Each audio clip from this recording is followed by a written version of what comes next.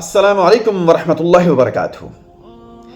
जिन लोगों का ये ईमान है कि अल्लाह रब्बुल इज़्ज़त के अलावा भी कोई दाता है, कोई मुश्किल कुशा है, कोई हाजत रवा है, कोई बिगड़ियां बनाने वाला है, कोई औलाद देने वाला है, आप ये सुनकर हैरान होंगे कि अल्लाह को तो पता भी नहीं है कि कोई दाता साहब भी हैं, कोई बिगड़ी बनाने वाला भी है, कोई हाजत रवा भी है, कोई मुश्किल कुशा भी है।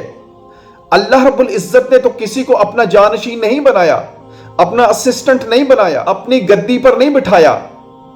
अल्लाह ताला कह रहा है मेरे तो इल्म में भी नहीं है कि मैंने किसी को दाता बनाया हो, मैंने किसी को मुश्किल कुशा बनाया हो, मैंने किसी को हाजत रवा बनाया हो कि कोई मेरे बिहाफ पे सिफारशी हो।